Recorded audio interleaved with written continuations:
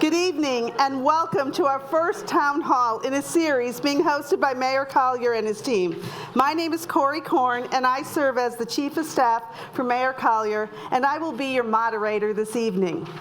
Tonight's 90 minutes is going to go very quickly. There is a lot of information to share and we want to answer as many questions as possible. Before we begin, let's set the expectations for our first town hall. First, we will begin hearing from the mayor as he shares much of the progress that has taken place during his 7+ years as mayor. Following the mayor's overview, we will get right into the purpose of why you are here, to get your questions answered and to learn more about Lawrence. The mayor and members of his team will address your concerns throughout tonight's meeting, and we will share where you can find or report information. Thank you to those of you who have submitted questions online. These questions have been grouped by department or topic to focus our discussion and will allow for us to make the best use of our time this evening. If you did not have the opportunity to submit your questions online before the meeting, you can still do so. We ask that all questions this evening are submitted in writing. Please raise your hand and one of the volunteers, or Mary Jo, our volunteer, will bring you a question card. Once you have written down your question, just hold your card up in the air and she will pick it up from you and make sure that it gets to our department heads to answer those questions. Our goal is to answer as many questions as time permits. Answers to all questions received both online and this evening will be available on the city's website no later than this Friday, April 7th. We ask that you keep order throughout the whole evening to allow for an efficient, informative session. Members of the administration will be available for a short time after the town hall for any individual concerns. Now, without further ado, it is my pleasure to introduce to you our two-term mayor for the great city of Lawrence, Mayor Steve Collier. Thank you, Corey. It's like when I get an applause before I say anything. That means I get the applause first. I don't have to worry about when I'm all done here. So I'm going to kind of keep it as short as I can here, but I do want to talk about some of the things that we've been able to get done in the last 7.5 years. And I don't want to drone on, but I will tell you that if you can't keep up, there is a video available on our Facebook page and on YouTube that you can watch. It's actually a video of my State of the City address, which goes over a lot of this again for you. So as a review, since 2016 was my first year in office, we've grown our operating reserve from 5.8 million to 5.8 million in 2022. That's a 387% increase in our operating reserve. We have received 6 straight GFOA awards. Those are awards given to, especially my controller, Tyler Douthit, and before him, Jason Fenwick, in which we received a national award about budget presentation. City and utilities currently have an A+ S&P rating. That's up from junk bond status that we had in 2016. We've brought in Meyer Plastics, Frigie Refrigeration, Williams Comfort Air, Mr. Plumber, all into the city just in the last 4 or 5 years. There's more to come. Our Lawrence Trades District that Dan will talk about here before too long will soon be launched to our stakeholders. We're planning $18 million of infrastructure over in the area that's just north of Milton Pike between 465 and Franklin Road. Improvement of our water plants allows us to treat nearly 3 times the amount of water we could possibly use each day. We've put $20 million into our sewer main, $30 million into our water main replacement, all told over $50 million in utility infrastructure since 2016. With the help of NDOT and the CCMG program, we've spent nearly $9.5 million on paving. This year alone, we plan on spending another $1.5 million on paving, and hopefully as much as $4 million if we get the most recent CCMG application. We'll find out that in April. We did open our first ever standalone police headquarters in 2019, as Dave and Gary will talk about later on. It is something that I'm very, very proud of. It literally is the state of the art, the police station everybody comes and visits and wants to see how theirs should be built. We have invested over $5 million in our parks. Repaved parking lots at Veterans Park and Community Park, still on the agenda. We're waiting to receive funding. We're going to expand pickleball from 8 to 16 courts as soon as we get funding approval. If you want to be popular in this city, build a couple of pickleball courts. When I first suggested it to my chief of staff, Joe Murphy, looked at me like I was insane, didn't he, Jeff? Yeah. And he looked at me like I was joking, but pickleball is the fastest growing sport in America right now. Recently, we opened up the Otis right next to us here in 2021 with 280 high-end units. In the last 4 years, over 1,200 new jobs have been created, paying $55,000 a year and above. With the help of Daniel Byer and Jared Houghton, our social media has really kind of taken off to market the city. We feel very proud of what's happening here in Lawrence. We feel we're a hidden gem. We've done as good a job, probably a better job than I could have expected, advertising what's happening here in the city. We have 2 billboards that change every 3 months. We had 121,000 hits on our Facebook page for our Winterfest. Winterfest grew from 150 in 2016 to over 3,300 attended this past year. The Lord Corporation, we just found out last month, will soon be moving into the new headquarters on 59th Street. Lord Corporation produces parts for electric vehicles, EV vehicles. The Marion County Public Library will open its largest branch this summer right here in Fort Bend, finally. The library, for those of you who don't know, had been proposed since 1996 and had been moved back and moved around at least 5 different spots. We finally are going to be able to get it built and open it up this summer. We will soon open up a brand new Station 38, Fire Station 38. 38 was the busiest station, and certainly in Lawrence and in much of Minneapolis, that will open up a brand new fire station. The Keystone Group, if you've seen along 56th Street, there's a big billboard sign that shows what will be built there. The Keystone Group is going to be a 5-story, $70 million investment, high-end apartments and first-floor retail space. And finally, we will break ground on our badly needed parking garage in the spring of 2024. If you had told me in 2016 that we were going to need a parking garage to handle the parking here on the Fort, I would have said you were nuts. And to tell you the amount of growth that we've seen just in the last 5 or 6 years is pretty impressive.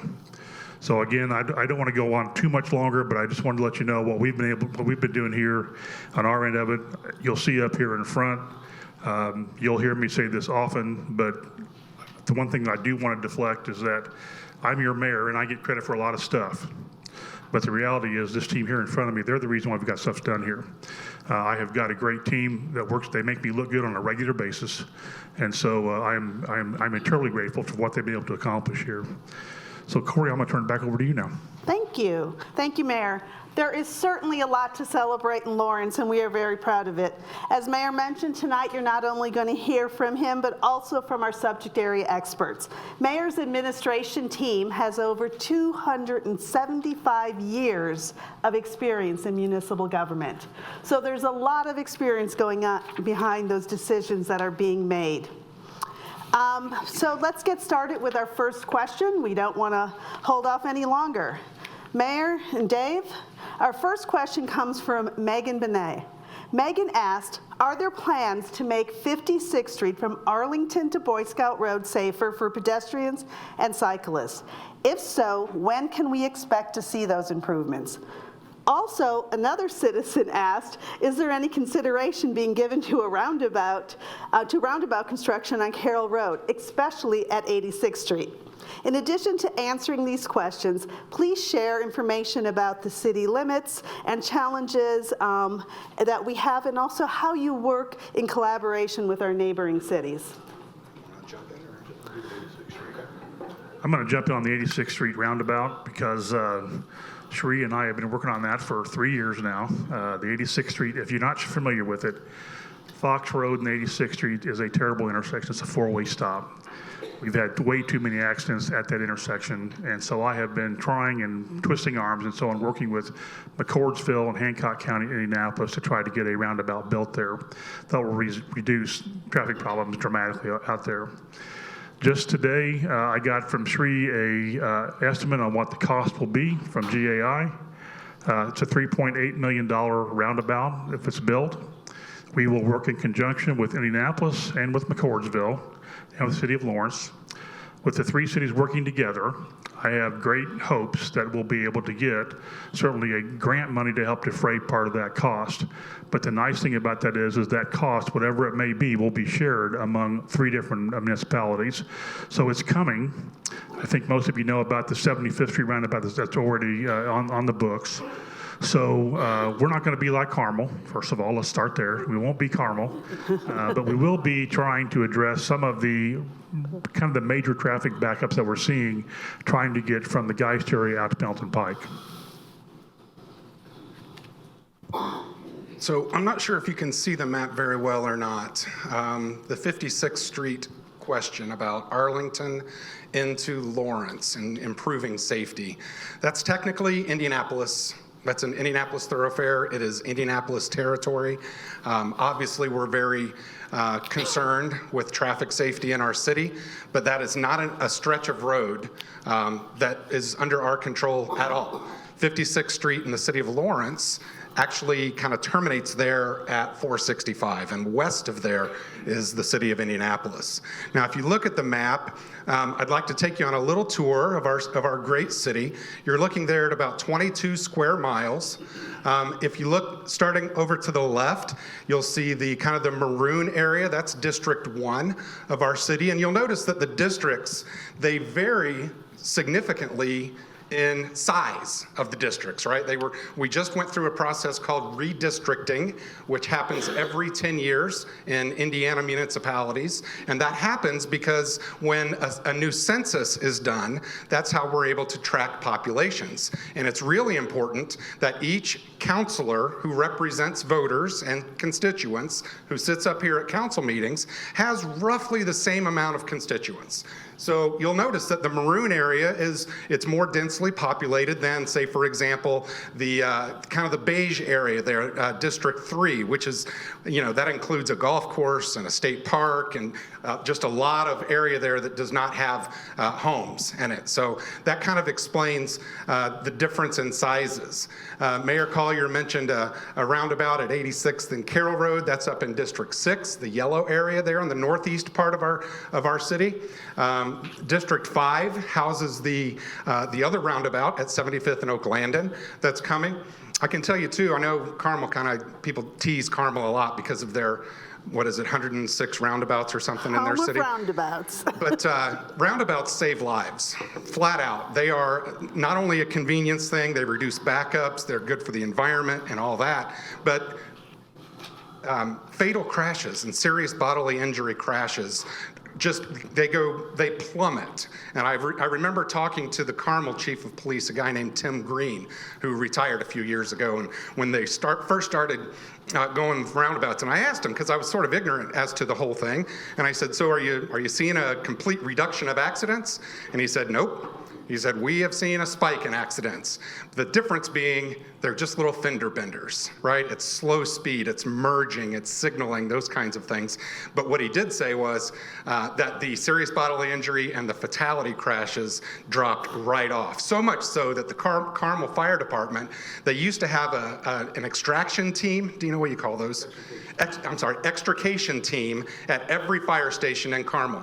Well, they were able to reduce that to just one extrication team in the city of Carmel at a centrally located fire station. That's saving lives. So I'm excited about our couple of roundabouts that we have on the books. And Let's see, what else? The mayor mentioned a lot of accomplishments, a lot of progress. He mentioned $50 million in sewer and water main replacements. Those are mainly on the western side of the city in what we call kind of the historic areas of Lawrence that desperately needed improvements. So we saw that. If you look at District 4, which is kind of the green area there in the lower right, we have 2 new neighborhoods going in there. We have an Arbor Homes development just west of German Church Road, north of 46th Street, and the Corons are adding a new manufactured housing neighborhood there. And don't get all worried about mobile homes. They're high quality. The Corons are a fantastic community partner that really maintain their communities very, very well. So we're excited about that. And those types of homes are a little bit more affordable for our workforce development folks. So that's just a little bit about our city and how it's located. We're obviously on the northeast corner of Marion County. Marion County, by the way, is roughly 400 square miles, so we occupy about 20 of those. And what I'll wrap up. What I'm seeing right here is what I call home, right? It feels like a small town, depending on where you're at. But yet we still have access in our great city to all the amenities of a major metropolitan city. But then when you come back home to Lawrence, the streets are well lit, they're smooth, they're clean. Crime rates, and maybe Chief Woodruff can talk about this, are much lower per capita than our neighbors in other neighboring communities. I'll just leave it at that. So that's kind of a wrap on my little review of Lawrence, and I think did we answer the question so far? Yes, I think that you did. So thank you very much, Dave. And those of you who do not know Dave, Dave is also a chief of staff for the city, and we proudly work alongside each other to support the mayor along with the rest of the members of the team. We sure do. Thank you. So when we look at that and we're speaking, you talk a lot about some infrastructure things that are happening. But now we're going to move and talk about streets. That was really a hot topic for this evening, and the most questions out of anything were asked about streets. And as Shri gets up, I just totally stumbled on that. So an overarching question comes from Jerry Collins. Jerry would like to know, when are we going to repave the crumbling streets, not just pothole filling or strip patching? He stated, we deserve more for our tax dollars. So if you could take some time, would you like to use this podium for your notes? No, I'm here. Okay. We'd like to take some time to address that question and anything else you want to share about our Department of Public Works. Thank you, Corey. So our funding for streets primarily comes from local roads and streets and motor vehicle highway distributions from the state. These distributions are based on line mails, vehicle registration, and gas tax that's collected from within the city. So this is a fixed amount of money we receive every year, so there is not a lot of money to play with for the things we want to do the right way. So we continuously look for grants and other funding opportunities. One such grant the mayor has mentioned before is a CCMG, which is the Community Crossing Matching Grant from state, which provides up to $1 million match every year for resurfacing streets. We have been going after the grant for the last 6 years, and we've been successful in getting approximately $5 million worth of grant money for those in the last 6 years. So this has helped us to resurface roughly $9 million worth of resurfacing on streets, and we have submitted for another grant for this year for another $2 million worth of resurfacing. So you are going to see a lot of resurfacing done this year. We are still waiting for notification on this year's, but we still have work from last year that's going to happen this year. So there were questions on how we select these streets. The streets for resurfacing under this grant is selected through a rating system that we do. It's called a PACER rating. So what we do is we go out and rate every street based on a scale of 1 to 10, 1 being the lowest and 10 being the highest. So when we apply for this grant, we pick the lowest rated streets and apply for the grant. That's what makes it eligible for grant. So that is how we select the streets. We don't just randomly pick the streets. We always go for it. And we update the system every year that we have to submit it to INDOT for eligible to get this grant money. So we also set aside every year around $300,000 to do strip patching and crack sealing and pothole patching for other streets that are not eligible for this grant money. So we do that every year. We also do sidewalk repairs. Street department does it. So we also do all of that. In addition to these kind of grants, we also look for other opportunities through Indianapolis Metropolitan Development Organization, Indy MPO, for other grants.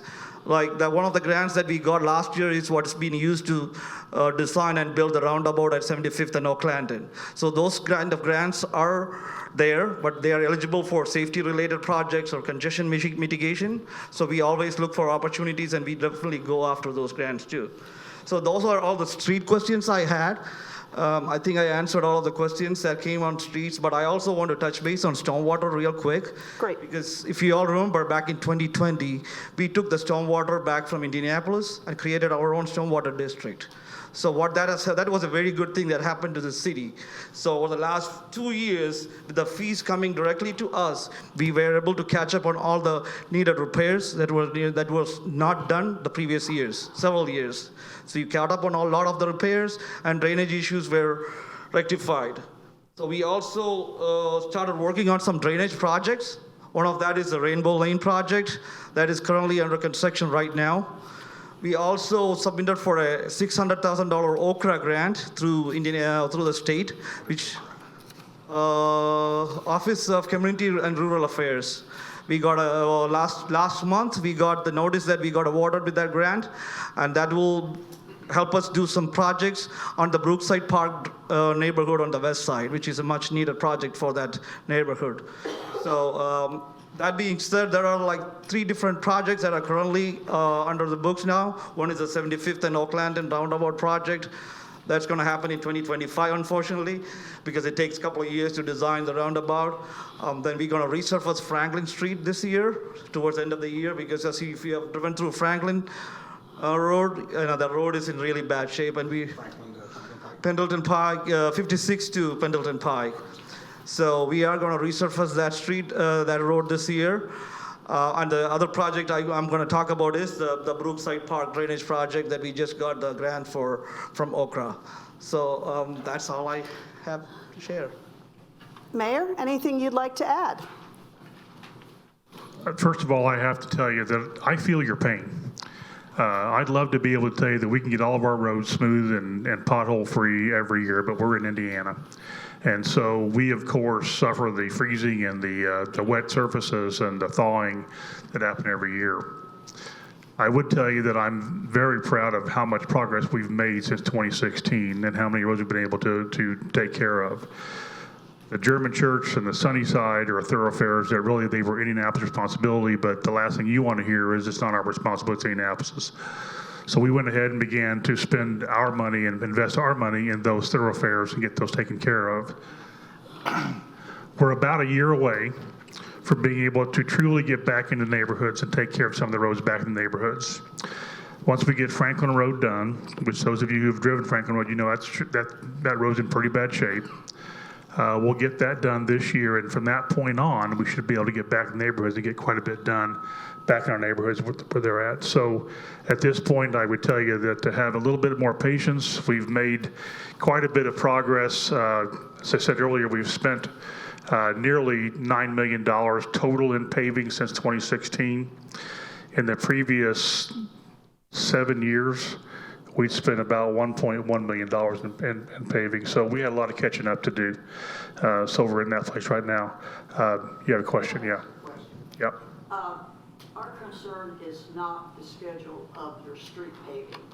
Our concern is we've had our sewer, replayed it in an old neighborhood, East Hill, West Hill Drive.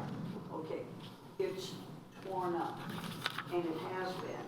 And what we want to know is, will that street be paved this year? I mean, you talk about torn up, you haven't seen torn up. Hell, I bet I have. My road was, and The other thing is, we live on like a sort of like East Hill and West Hill. They did our part, West Hill. They didn't touch East Hill to put the sewers in. We're all the same age houses, the streets the same age and everything. but they haven't started on that part. So are we gonna have to put up with this all over again while they do that? So I'm going to ask you to hold on to that question because I'm going to get Scott up here a little bit. He'll be able to answer that specifically. But in answer to your question, I live on Hermosa Drive. And Hermosa Drive was like a road through Fallujah for about almost 6 months because we put in all new sewer lines through there. Be patient. I got a great road now. It's smooth and ready to go. But for a year and a half, I had to take a lot of abuse about how the mayor's road has to be one of the worst roads in the city of Lawrence. So I just ask you to be patient, and I'm going to have Scott address your question about where you're at here a little bit later on. So you want to move on, Corey? And I just want to remind everyone, you ladies must be teacher's pet. I don't know if you know, Mayor used to be teacher. We do ask that you fill out the question form, just so that we can make sure we get to as many questions as possible, and then we will definitely make sure that if we don't get to them this evening, we do get those answers online for you. There's an advantage to being old. Okay. Sheree, Challenge that. I'm right there with you. thank you. Sheree, before you sit down, we did have another question from Steve Goodroad. And Steve asked, when the new Lawrence School's bus depot was built, the stub for an alternate road to our Tradition subdivision was built over. That was not supposed to happen and was discussed at public meetings regarding the sale of the property and development of the bus depot. We now have only one entrance and exit. He is requesting that the alternate road be accommodated. So I have an answer for that. I digged into it with Renee, who does our zoning.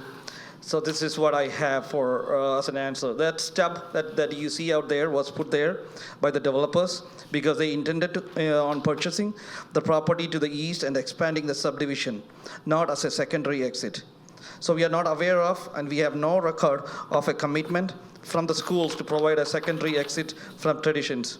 The transportation depot was built to the released plans, which has a berm along the western edge of the property, providing the residents of Traditions with a noise barrier and privacy. So that what it means is that the stub is going to remind there is no commitment from anybody, nor we ask for a commitment to make it as a second exit or an entrance. So hold on, real quick, if I may. We just want to stick to our schedule, and we are all going to be around afterwards for rebuttals and back and forth and all that, okay? Thank you so much. Thank you. I know there are a lot of hot topics, and I love to see your passion as citizens of Lawrence, because we cannot do what we do alone. And so getting your feedback is very, very important to us, and why we wanted to do this town hall setting. So thank you so much. Anything before we get into some of the specifics and bring John Easterich, our operations manager for our streets department, up, that you'd like to share about 56th Street, and just talk a little bit about some of those joint things. You touched on it a little bit, Mayor, about that, people don't want to hear they're always ours, but I don't know if there's anything else you want to add there before we get into questions for John. If I may, real quick. Yes, please. One of the difficulties of being an excluded city, which there's only one other one in the United States, by the way, in Arizona? Jeffersontown. Louisville, I'm sorry. Is there's so many misunderstandings about whose jurisdiction is it. We just got our stormwater back, for example, right? We got our Board of Zoning back. Lawrence is starting more and more each year to get more independent. And one thing that this gentleman right here would never accept of any of us, Corey, myself, staff members, we don't say that's not our problem. Even if we can't specifically solve the problem because it's technically not ours, for example, 56th Street from Arlington to 465, we know people who can. And we reach across our boundaries all the time to our colleagues in Indianapolis, and we inform them of things that our citizens are noticing. So even if we can't handle addressing it legally, for example, we're not supposed to fill potholes on Indianapolis thoroughfares. Now, luckily, guys like John sometimes bend the rules, and they do, but that's just one thing that, it's very unique to Lawrence. We're doing better every single year. We're becoming more and more independent of Indianapolis, and that's just one thing that I did want to point out before we go to this guy, who's probably one of the, probably you and your staff, hardest working men and women in the city, without a doubt. So, Corey? Thank you. So Eric Young asked a question. In addition to getting some information about 56th Street, he mentioned that the road is very bumpy after years of patches, and the curb could use some TLC, and the light poles could use a coat of paint. Many of the light poles have paint missing at the base. All of this creates an unkept look for our main street of Lawrence. So as you look at that, John, if you can share some information. You started light poles last year. Please let us know your response and how you handle and what citizens can do to help. Yeah, we started painting poles, I think spring of last year. We still have some more work to do to them. We didn't paint the tops of them because of the banners, and we don't want to put black paint all over those nice, beautiful banners. But yeah, the pothole, it's never ending. The winter is a struggle. Trying to fill a pothole with ice, water, it just makes it real difficult to get a nice, smooth road. Can you tell them real quick, because we talked earlier today, what's entailed in a pothole filling crew? Oh, yeah. It's more than just the guys with the hot mix and the shovels. Right? Yes. So talk about that. So a good, safe crew would be 5 people. Not only do you have people filling the potholes, you have people directing traffic, making sure the workers are safe. And so far this year, we've done 50 tons of asphalt. Doesn't sound like a lot, but it's a lot at a shovel at a time. That's amazing to me. It's a very lot, a shovel at a time. This right here that we put up is just a map of the potholes that have been filled this year. And we're only a couple months into it. So if you look, all those dots show areas where potholes have been filled. So can you share a little bit what citizens can do or how they can let us know if there is pothole or other type of maintenance with streets? Yeah, actually, if you go to City of Lawrence website, there is under quick links, there's a pothole street issues link, and if you click on that, you can fill out the information of where the issue is. If we don't know about it, we can't get to it. And a lot of times, if we go into a neighborhood to fill a pothole, it may take us all day to finish that neighborhood. So it takes a while. So there were also questions about overgrown vegetation and those kinds of things as well on streets. And so what we did is we went ahead and just addressed it as total to show everybody where you can report those issues. Anyone who did report a pothole online through the questions, or that they reported about some vegetation that they know needs to be cut back, we went ahead and we submitted this form for you, so that is already done. But if you also would like to go ahead and do that in case you answered, submitted that question, go ahead and do it. It doesn't hurt to hear it a second time. But it's difficult for us to tell you exactly what date that will be done because of weather and all those wonderful things, and making sure that we address them and also prioritizing what needs to get done. Anything else you'd like to share with us? Not at this moment, no. All right. Thank you so much. We appreciate all that you do. Let's see. John's a former student of mine, by the way. Also part of the infrastructure is our utilities. So Scott, you got an extra question that got submitted before you, but and you'll have some more at the end from some that we are getting here from the audience. But Greg Miller submitted, I'm wondering when our water will improve. Dried water has been a light brown. I know you were working on a water treatment tank on 59th, but wonder when will that improve our water? Okay, thank you, first of all, for your question, Mr. Miller. I'm going to stick to my notes here, not because I don't know my subject matter, because if I don't stick to my notes, I will deviate and I will ramble on for hours. So at any rate, water quality is something we take very seriously here in the city of Lawrence. Our plant operators come in each and every day, including on the weekends, performing not only just our routine monitoring and operating tasks. So I'm struggling to find a word there, but yeah, chemical tests, but we monitor other things too. We look at all the amount of water we pump, we gather a lot of data, we do physical inspections, we make sure everything runs the way it's supposed to every single day.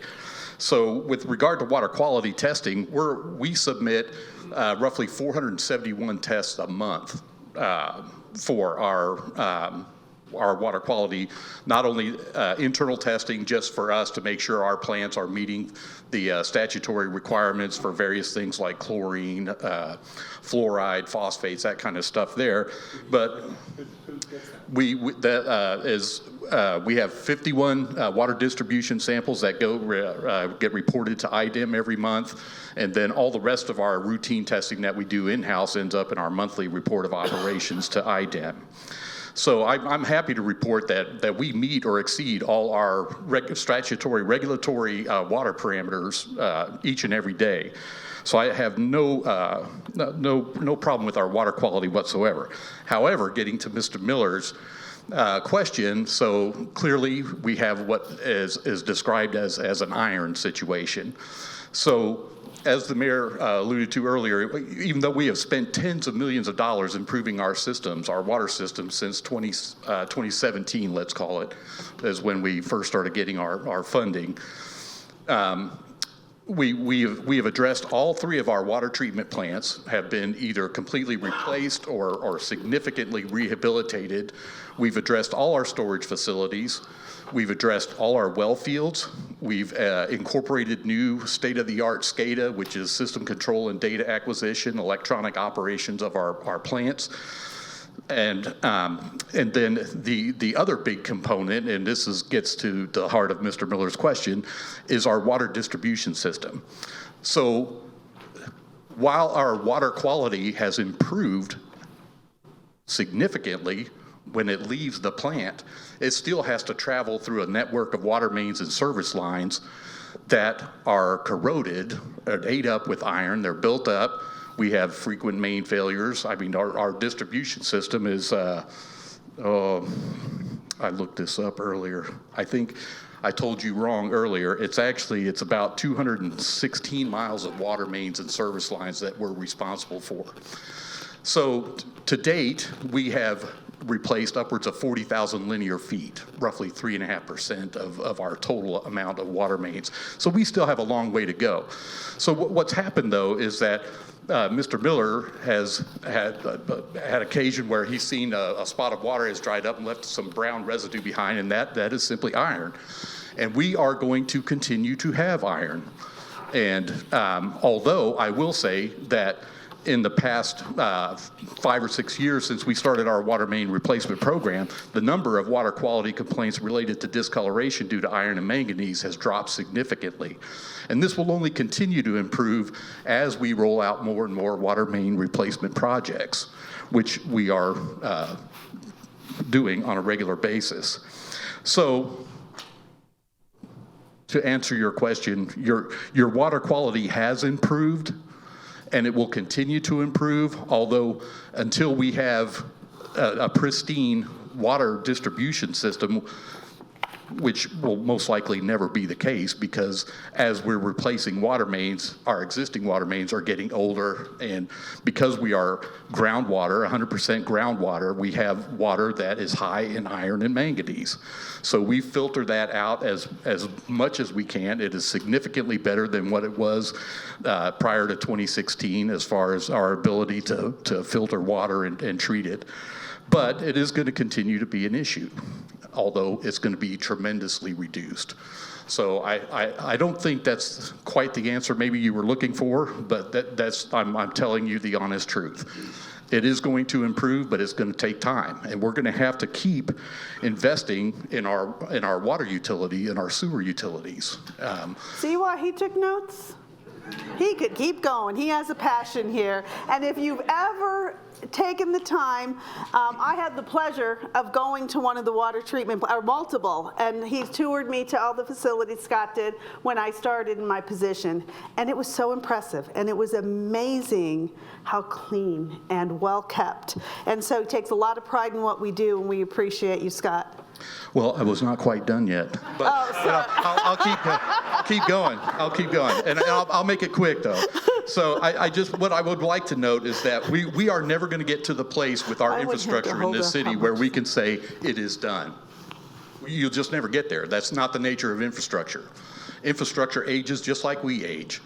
And we can prioritize and target various things. When we started our water main rehabilitation program, we're looking at mains that have the highest frequency of main failure, discolored water complaints, undersized mains that don't deliver enough water in a fire flow event. So these are the kinds of things we're targeting. But it's going to be an ongoing process, and it's something, infrastructure improvement has to be part of your game plan every single day, every single year. You don't ever get to a point where you say, okay, I'm done. So I do wanted to make that point. And then for these young ladies here, I will say your roads will be paved this year. Globe Asphalt is motivating this week. Or I shouldn't say motivating, mobilizing this week. As far as water goes, I've lived in Lawrence for 65 years, okay? I don't have a complaint.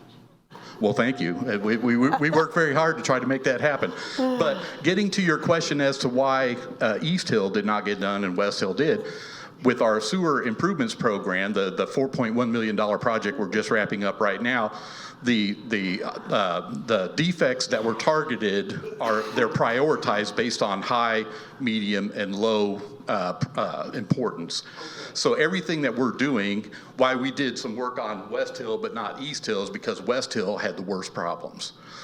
But again, that project is not complete yet. Just like we have several other projects that are not complete, and we have contractors coming in to complete punch lists. We also have on those contractors, we have a little thing called retainage, which they don't get until it's done to our satisfaction. So, thank you. One quick point.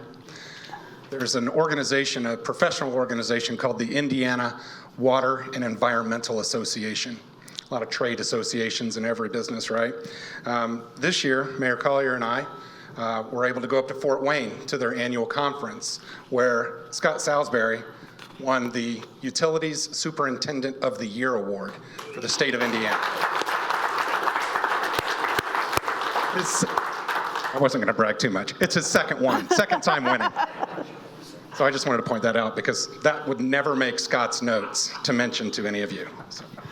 You know, there's so much with infrastructure that the infrastructure, has such an impact on our ability for economic development.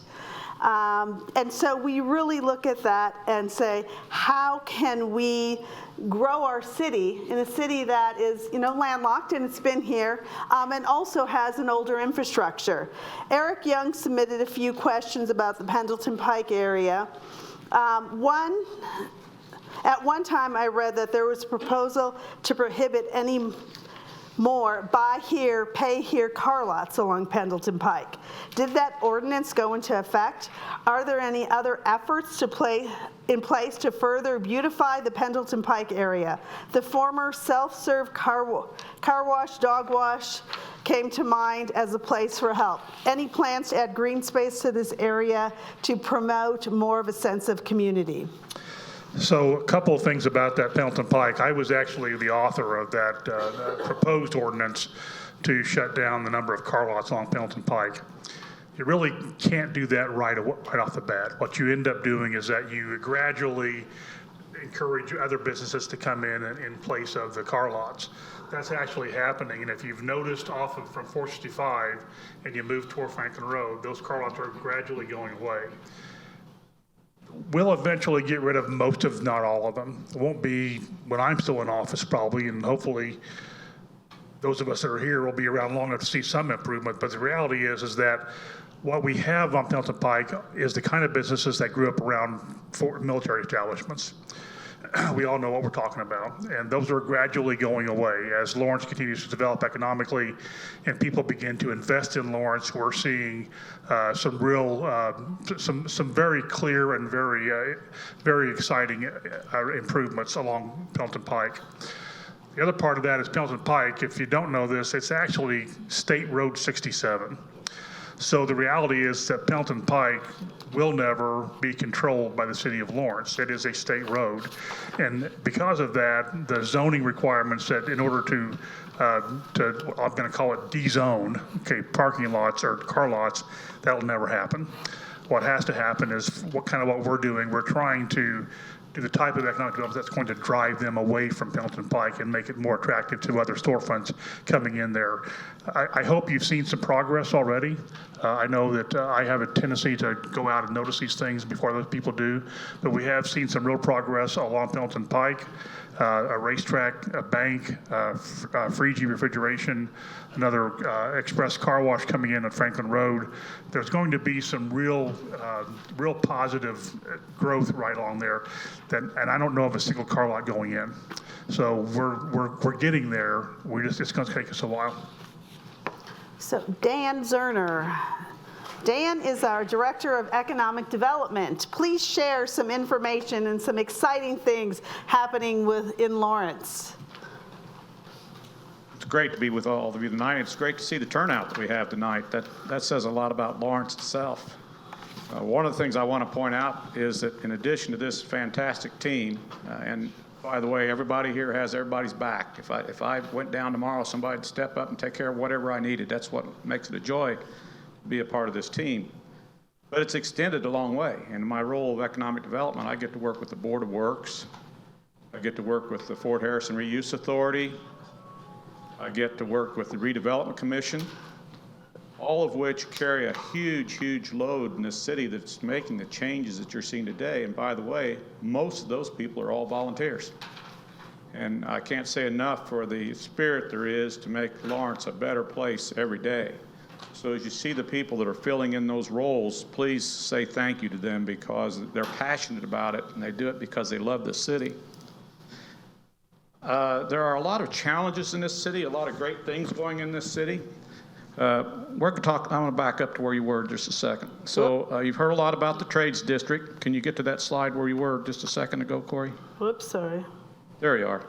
So we define the Trades District as 465 to the west, Pendleton Pike to the south, Franklin Road right here, and the CSX ditch you see to the north. We believe that the project we have currently going in the Trades District will do for Lawrence what the Nickel Plate District did for the city of Fishers in a different way. It's already started, as the mayor mentioned, with Frigie and Racetrack, but we have just completed and we'll have the final engineering report back on the total renovation and infrastructure to change this whole area and move it forward. In fact, we just are getting ready to, we just let the first contract for anybody that has businesses in that area. It should be exciting to you. We're going to totally redo the drainage infrastructure along the CSX ditch. That's the first time that's been addressed in 32 years. So all the flooding that's been going in that area, that should just virtually go away when we get done because it's full of trees and roots and the drains are plugged, and we're going to open that totally up. And then the second part of that will be a new sound wall, beautiful sound barrier wall to go along the south side of that CSX track, running that entire district to the Trades District from Franklin Road to 465. That'll represent about a $3 to $3.5 million investment in itself. But the purpose of that wall is to reduce the sound for all the residents, but also to reduce the crime coming across the tracks and provide more protection for those businesses that are investing so heavily in our community. Then the next part of that infrastructure, you can go to the next page, Corey. Whoop, that one. This has already been designed, that this is the first major renovation thoroughfare change in all of the Trades District. This is a new 4-lane boulevard. It'll be beautiful.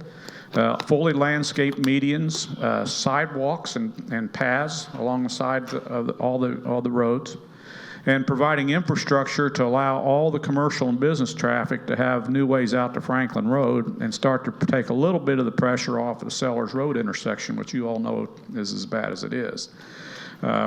We have now identified the real estate we'll need for right-of-way and acquisitions. You can see the big, beautiful roundabout. There's also a tremendous amount of artwork and identification signs for the city of Lawrence that will continue in this district. And it's our belief that just as Freegee and others have started to do, that the private developers will now start to take this out, beautify this area, and push it right up on Pendleton Pike. And we believe that's what will actually take the car lots and the less desirable businesses out. As these improvements get made, it makes the next property worth more. And the developers will take this out. And to show you why I have so much passion for this, 55,000 cars a day traverse this section of road. Just think of that.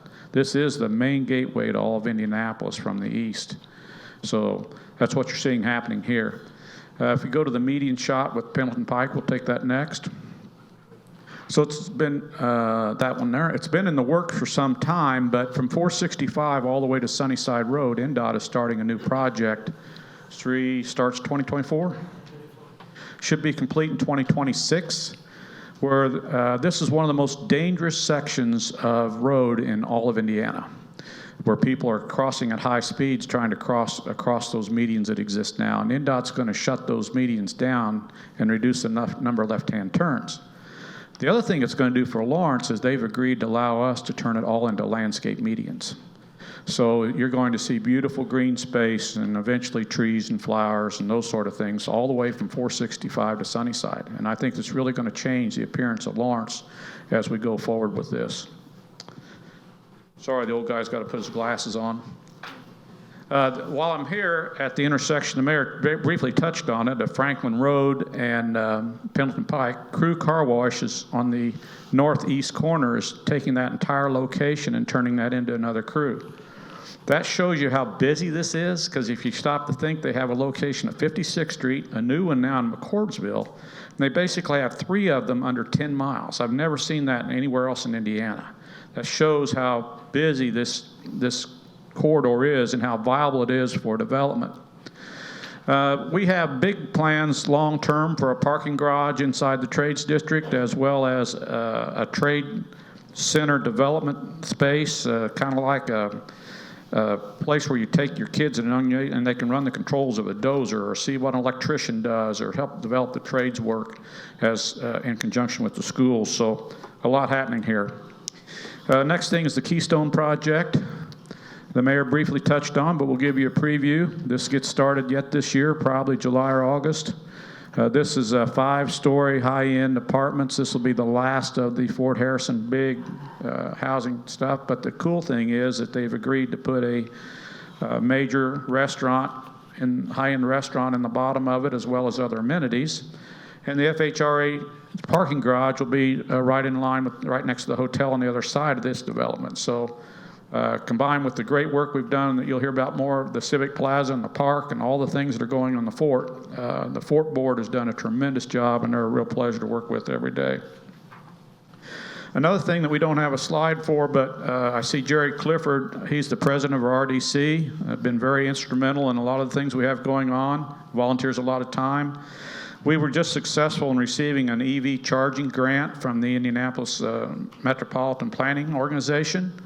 We're going to spend about $95,000 to determine what the infrastructure for electric vehicle charging needs to be in this city and where it needs to be. We just let that contract to Lockmuller Group to lead that study, and we'll be kicking that off here in the next 30 days and probably have that report done by August or September to be sure that we combine what the public sector and the private sector are going to do in an efficient way, and that we can help all of you as you acquire your electric vehicles have a place to plug them in and keep them hot as you come to Lawrence. The couple other things I want to mention, the PX building at the Fort has been totally redone, and much to the credit, again, of the Fort Harrison board. But that's been a major improvement for those that are on Lawton Loop to not have to look across the road and see what that looks like. And there are 2 businesses planning on moving in there right now. We are seeing major expansions. Harrison Ford, you've been driving by it every day, but that gets 150,000 square foot state-of-the-art building as the last part of their expansion. But at 56th and Lee. But if you get a chance to comment to Harrison Ford on what they've done for the city, look at how they cleaned that old wetlands dump up on the east side of their building and now turned it into beautiful green space. It's just a real tribute to the city. Mayor mentioned Lord Corporation. That's 155 really high-paying jobs that's going in the old Southworks Metal Building. I'm working right now with a new expansion the mayor doesn't even know about that I'll tell you that just came up today, but with A-Bridge is planning on expanding on Poindexter Drive.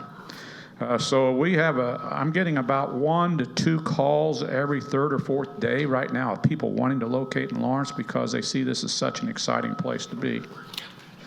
Last thing I'll mention is that a lot of these old sites you've seen cleaned up, like on Shadeland Road or even the Frigi, those are made possible, and Meyer Plastic is the best example. Those are made possible because of brownfield grants that we've actually turned those from brownfields into viable, thriving businesses.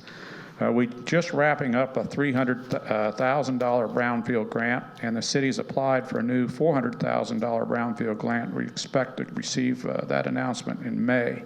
So thank you for all of your support for economic development. Thank you so much, Dan. You can see lots is going on, and if you want to keep up on what is happening economic development-wise, you can visit chooselawrence.com. Is that correct, Jared? chooselawrence.com? And so I bookmark all these, so I don't always have to type those in.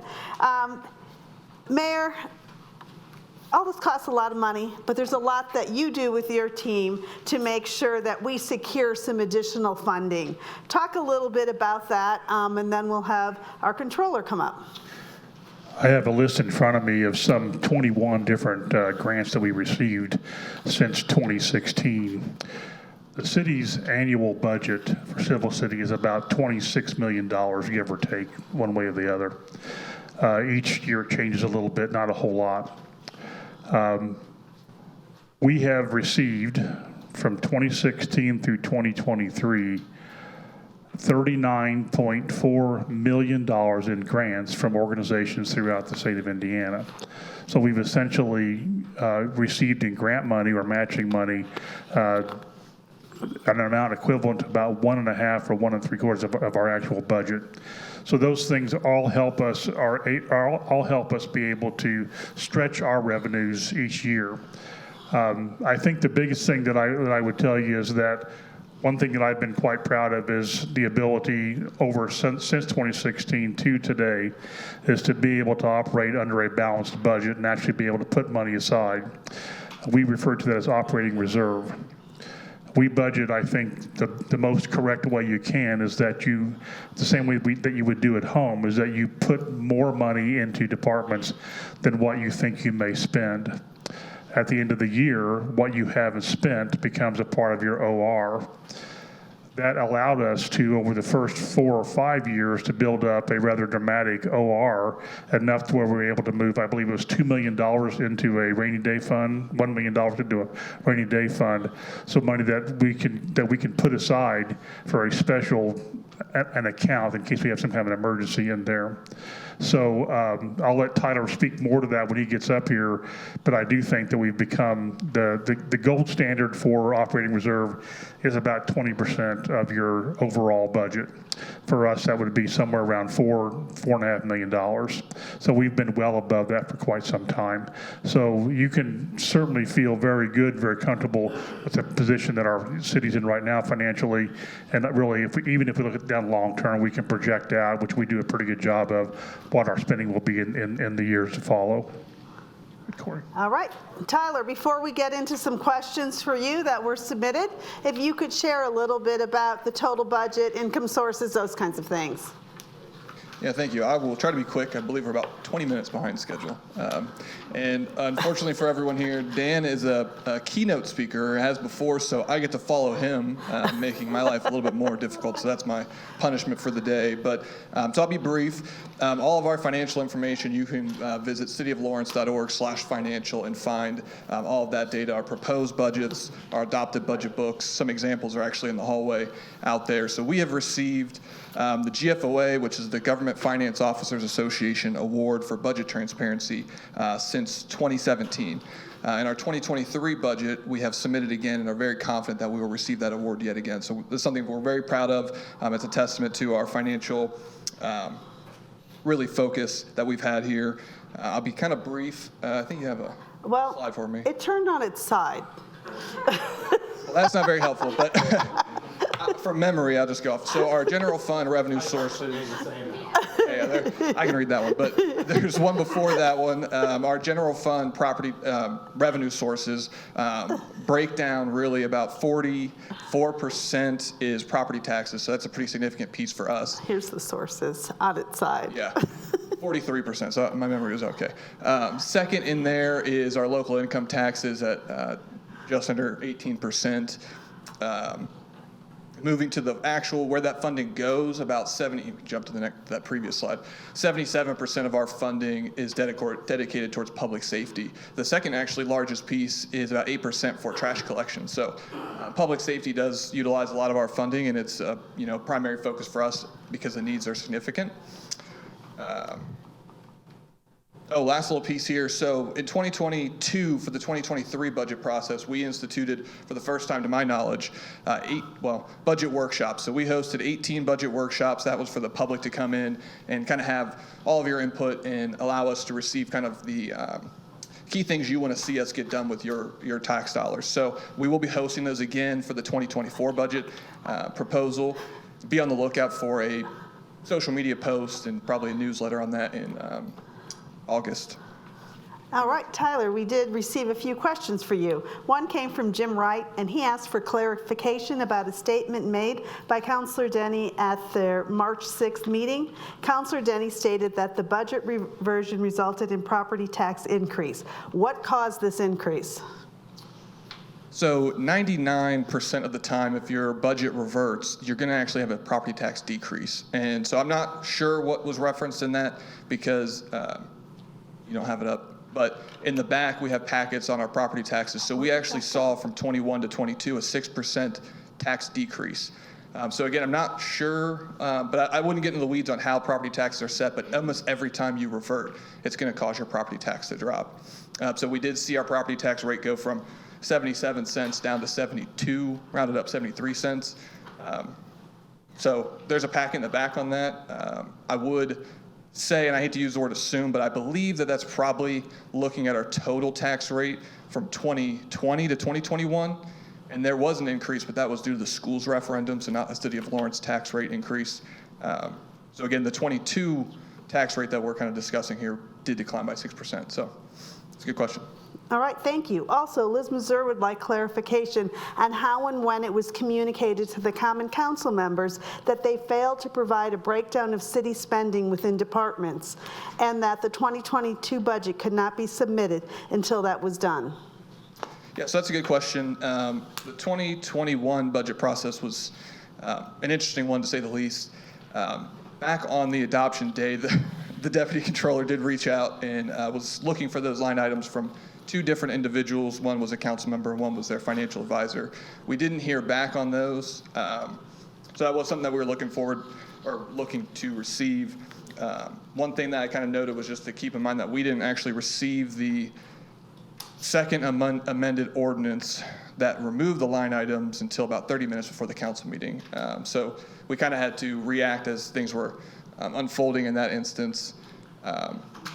But after that, we did have the fire chief who did want to reach out for some clarification because you do need to have the departmental breakdowns in the budget or else the departments don't know what they have. So the fire chief reached out to the council's attorney just to confirm which version of the budget ordinance was passed, and we did get confirmation that the version without the line items was the one that was ultimately acted on. So I don't want to I have a little bit to say on that, but there is going to be more on that here in just a bit, but I'll kind of go through some things on that. Okay, so like I said, so unfortunately for somebody here, we're going to talk about this a little bit more briefly, but passing the budget ordinance, just so everyone understands, is really a function of the council as a legislative and fiscal body of the city.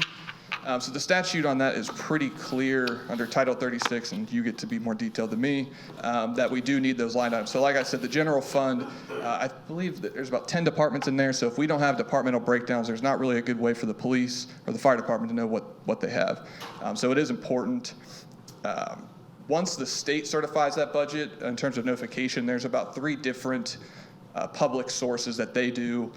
Then we did the GFOA book, obviously, that goes on our website. That kind of shows what, the state certified.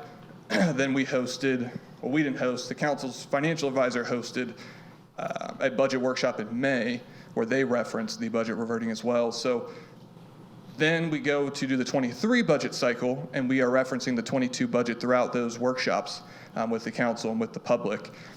So again, by November, we were under the assumption that it was a well-known fact at this point. So we were a little surprised, I think to say the least, that it came back up in November, considering we had already at this point passed the 2023 budget. So it's a good question. Thank you. All right, thank you. Next, Caitlin, if you could address, there has been some question because people have heard frequent talk of an investigation. Can you share a little bit about that investigation, and is it really necessary? Thank you. First someone's going to use the podium here. So thanks, Corey. While the council is able to investigate the reasons why the 2022 budget reverted to the budget that was adopted in 2021 by the council, the administration has repeatedly explained the reasons for the reversion to the council. These reasons are actually available in a recently filed public document that's available for everyone here to pick up at the end of the meeting. In addition to explaining those reasons, our mayor, our controller, and our deputy controller actually already set for depositions a while back, and they did provide financial documents and relevant emails to the council. The administration is confident that the council did not pass a 2022 budget ordinance with the line item detail that's required by law. So our controller's office was unable to unilaterally create this information that's necessary to submit the budget ordinance via Gateway. Gateway is a platform, and it doesn't allow you to omit the line item information when you go to submit it. And as a result of the council's line item omissions, the 2022 budget did revert to the budget that the council had already adopted for the year 2021.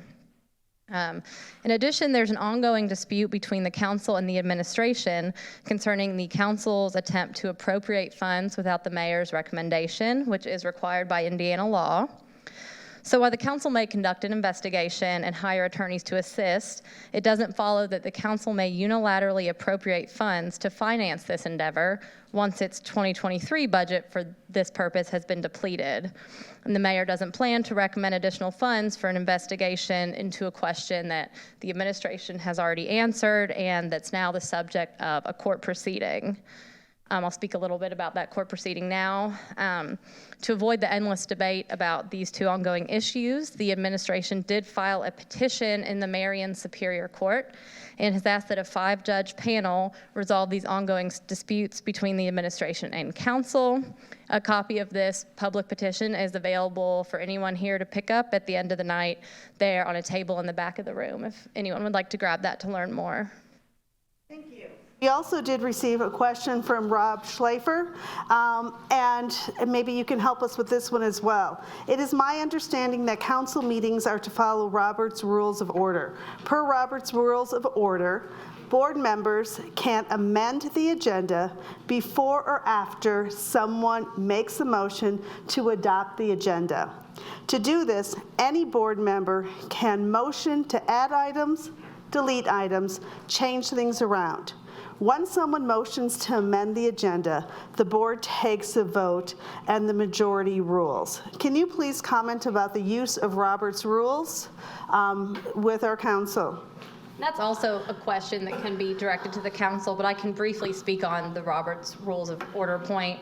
The council has created its own set of rules to follow, which addresses things such as introducing ordinances and resolutions, and when issues are assigned to committees. In those rules, the council did adopt Roberts Rules of Order, which is a pretty hefty book of policies to follow. And as a self-governing body, it's up to the entire council as a whole to either waive or enforce those rules that they have stated that they will follow. Rob also had some additional questions about the council. He wanted to know, is the president out of order if he arbitrarily chooses to disregard an agenda item? On March 6th, when he arbitrarily chose to not hear the agenda item comments from the councilor. He also wanted to know why the council is no longer hearing comments of the administration, and why in January the president council arbitrarily chose to refuse to hear the agenda items of citizens' comments, and even though citizens' comments were on the agenda. And he also asked about the cancellation of the April meeting. Thanks, Corey. So it's no secret that there have been some ongoing disputes between the administration and the council. I touched on that briefly in the petition, but the administration really wants to keep this meeting and this set of town hall meetings positive and focus on projects going forward. I think we've done a good job of that so far. We don't want to delve too far into those types of issues, and most of those questions can't be answered by us, the administration, anyways.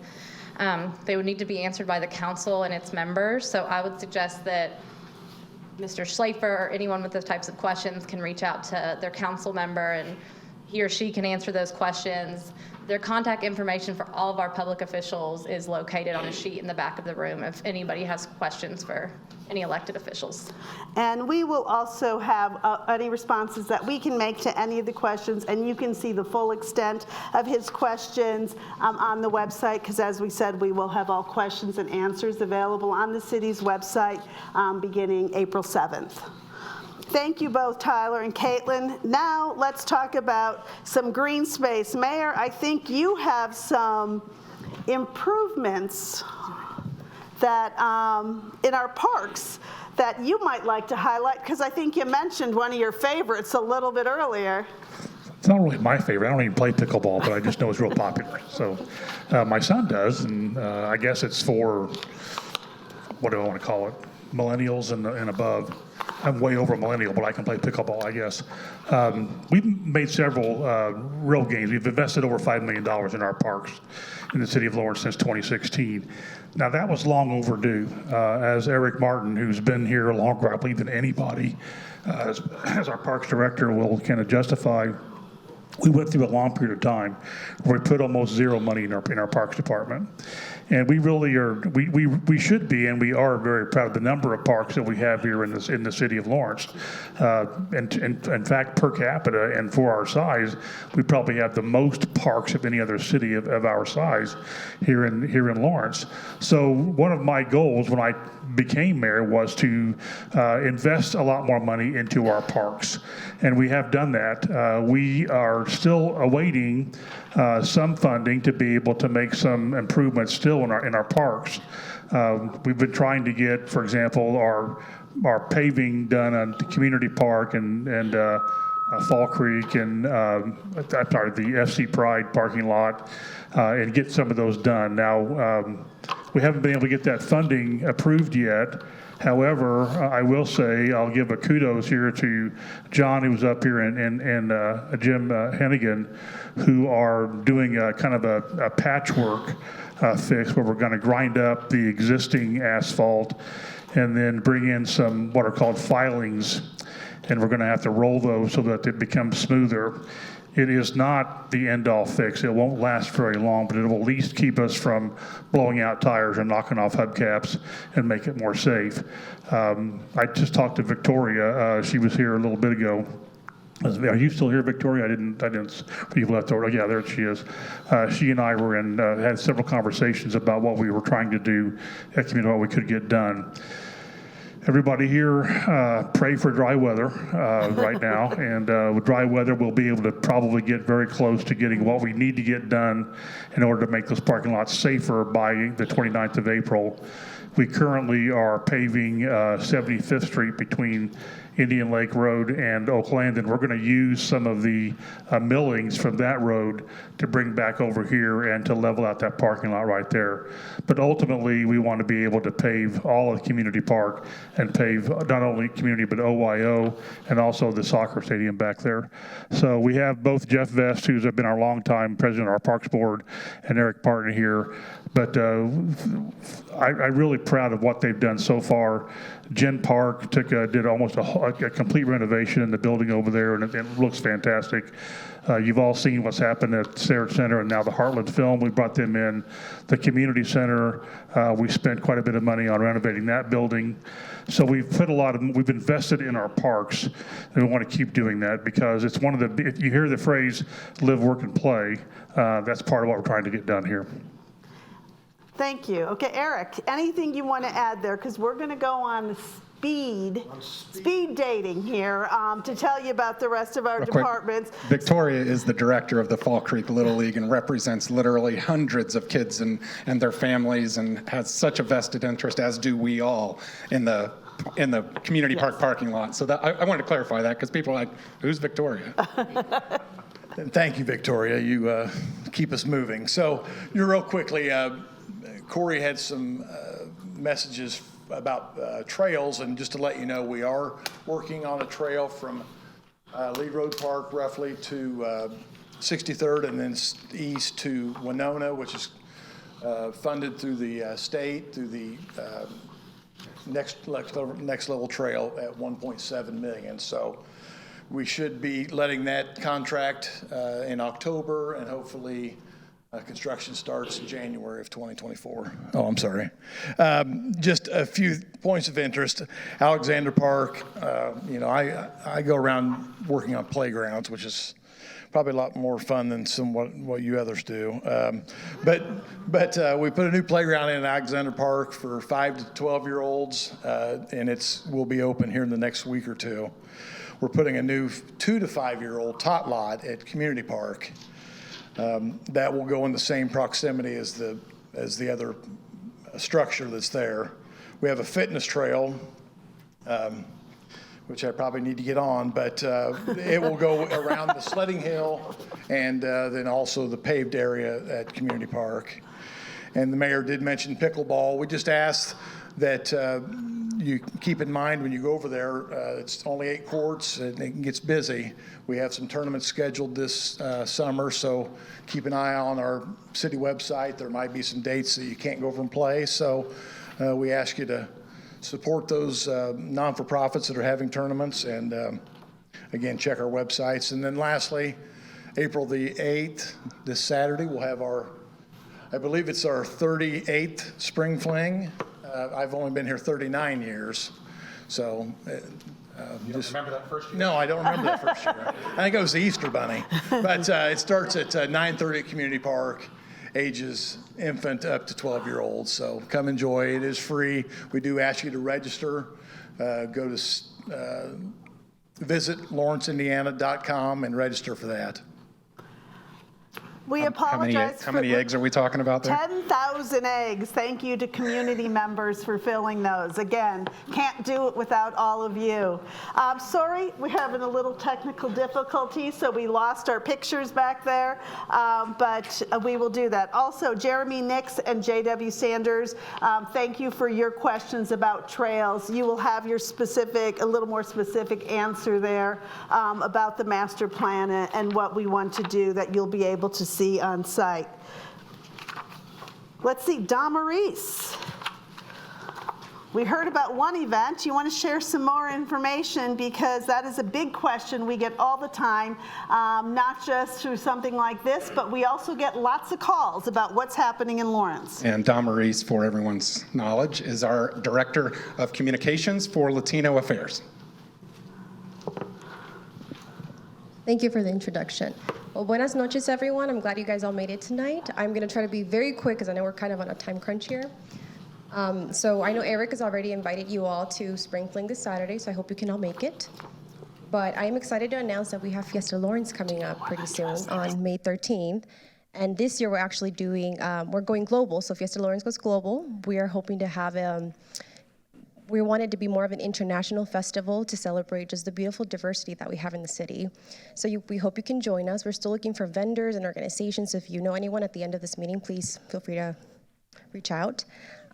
We have the Fort Bend Farmers Market that starts in June 1st, and it goes every Thursday evening from 4 to 7. We have actually tripled in size this year, which is very exciting because it's only going to continue to grow. It's at the Fort Bend Culture Campus. I'm not sure if I said that already. We have events going on during the whole season through the market. So we have a back to school fair in July, which will have the Marion County Health Department giving out free vaccinations for everyone. And we'll also have the public library on site giving out free books to the children. That's only a couple of our events, but we also have Juneteenth in partnership with Arts for Lawrence. We have our 4th Fest celebration, Community Safety Day, and so many more events that I haven't even touched base on. But we like to end the year with a big celebration for Winterfest, and we actually kick off with, fun fact, one of Mayor Collier's favorites, which is a Lawrence Christmas. So we hope you can make it to any of these events or all of them, but if you can't, we understand this is a chance, though it's still really early on. I know I went really quick over here, so if you would like to learn more information, we do have our Visit LawrenceIndiana.com website, so you can go ahead and see what's going on in the city. Thank you. Thank you very much. Again, visit LawrenceIndiana.com. Wealth of information for you.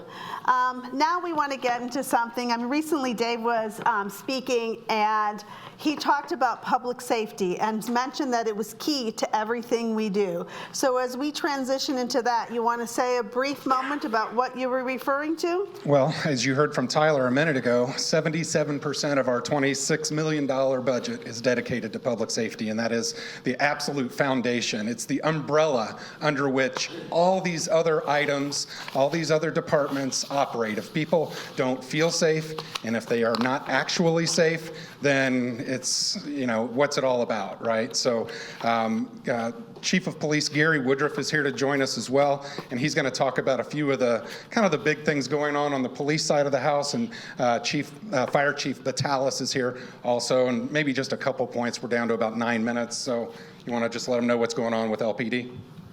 Yeah, I'll be quick. So at Lawrence Police, I would submit to everybody here that we get more done with less than any other agency that I'm aware of. We're allocated for 65 officers. We're currently operating with 59. We're doing a magnificent job at trying to bring new officers on, as is every agency in the entire country trying to do that. And we've worked with the FOP and other stakeholders to try to streamline that process, and it's been pretty effective. Our last 2 officers we hired were 2 transferring Tier 1 certified female officers coming from other agencies coming to us here at Lawrence. We're very, very proud of that. And as far as our crime rate is concerned, that doesn't fluctuate much from year to year. And the total credit goes. There are several that are here in the group, and we're very thankful for that. The total credit goes to the officers out there that are doing the job every single day, in the vehicles out there in the cars, responding to calls for service. And our detectives that are working cases on the backside, they do a magnificent job in keeping the public safe and keeping our crime rates relatively low. We all know what's happening with our neighbors around us, setting records as far as violent crime is concerned, and that's just not happening here in Lawrence. The only acceptable number for violent crime is 0, and to think that we have that, we're kidding ourselves. But we're very busy, but our officers do a magnificent job. Yeah, sometimes things happen on the east side, and next thing you know, Lawrence is getting blamed for that, when in fact it didn't happen in Lawrence. It happened in another jurisdiction that is neighboring us and very near. But our officers, again, the credit goes to them. If things don't go well, I get the blame, and that's as it should be. But when things do go well, and they are for the most part, the credit goes to our officers out there working hard every single day. They're doing an exceptional job. Great. Thank you, Chief. Appreciate that. 5 fire stations in the city of Lawrence. One of them is about to be brand new on McCoy Street. Station 38. Chief Patel, you want to just talk about what's going on with the city of Lawrence? Just to start off with, I know we're on a little bit of a time crunch, but not just the questions here, but the website for the city. All of the department heads here, their emails, their phone numbers were easily accessible. So it's not just these meetings that, we answer questions. I continue to get, as well as the police chief and the other department heads, we get mail all the time, phone calls. So you're not just limited to these meetings. But in the Lawrence, there's some educational stuff that we do, outreach programs. And one that we're pretty proud of is we have about 1,200 kids from Lawrence Township schools come through our fire stations for tours, safety talks, and another outreach we do is Community Safety Day. It's not only for displays, but we have police officers there, firefighters there, so if somebody's looking for a career in one of those fields, they're there to answer questions. The displays we do, we slow things way down so people can understand what we do in slow time, not real time. But those are just some of the things that we do as outreach, because we think public safety is important. Education is a key. And these kids say, we don't know, those 1,200 kids, if we touch one kid, tells them how to get out of a house or a meeting place, it's well worth it. And a lot of times we don't get any feedback on that because we don't know. We just keep doing it because we know that it's important. On a kid's birthday, they're reminding mom and dad, we got to change our smoke detector batteries because they never forget about their birthday. So that's a positive. Another thing that's been going on is we have the Firefighters Family Assistance, and thanks to the people in our community, they help the less fortunate. It's not just at Christmas time. We do that program year-round, and we really are blessed to have a community that's so giving. Last year, we did a little bit over 700 families in the Lawrence area, and we deal a lot with the schools in that area. Last year we did a record number of beds, and it's really it's fulfilling when you got to see these kids sleeping on the floor, but to take them from sleeping on the floor and give them a brand new bed to sleep in. So it's just it's nice to see that happen, and we can't do that without the fire department's just the facilitator, but all the thanks goes to our community, the businesses, individuals that make those contributions, and we have an administration here that fully supports that program. So. Thank you so much. We have about 4 minutes left. So Mayor, if you have 2 minutes to say any last minute things you want to say, then we'll do a few housekeeping things. Well, that'll never happen in 4 minutes. I mean, you haven't been around me long enough to know that. I'm going to talk very fast and just tell you that anything that we didn't get to tonight, we've got your questions, and look for those answers to show up on either our Facebook page or our website. So if you have a question, if you have a pressing question, take care of it that way. I'm going to hang around here when we're done here and be able to answer a few more questions kind of privately or one-on-one. But I would like to say that I've lived in Lawrence. I'm 68 years old, soon to be 69, young lady. And I've lived in Lawrence for 64 of those 69 years. And so I can't tell you how proud I am of my community and about this city. I've watched it grow from a city of about 7,000 to a city of over 50,000 it is today. Sometimes growth happens in spurts, sometimes it happens over a long time, but we've changed as a city, and I'm proud to say that we are finally being able to get the recognition that we so richly deserve about being a city in which we have all these amenities that we're taking advantage of. It gives me a chance to go talk to other mayors that I talk with and brag about what's happening in the city and brag about my staff. And I want to make sure everybody understands the fact that I will take credit for hiring a great staff, and we've got that in place right now. So that's all I got, Corey. Thank you so much. We not only want to thank the mayor and his team for being here this evening, we want to thank each and every one of you for coming out, because this is what Lawrence is about, is community. Again, you heard about questions. All your questions will be answered. Give us a little time to transcribe and get that out there. So by the end of this week, you'll see that out there. April is Earth Month. So the City of Lawrence employees will be getting out and about this Thursday to do our cleanup day. But if you can please help us, when you see trash, when you are out there, please do your part, help pick up and help keep Lawrence beautiful. We are so grateful because it is a beautiful place to be. Our next town hall is scheduled for Thursday, July 13th at 6 p.m. We are taking our next town hall out into the community. So we will be at Coron starting at 6, and that is located at 9622 Pendleton Pike. For details, just check our website. We will make sure that we have that information out there. Again, we will have questions submitted beforehand, all that good stuff. Thank you so much. As the mayor mentioned, people will be, the administration will be around for a little bit, so please come up, ask questions, and get home safe.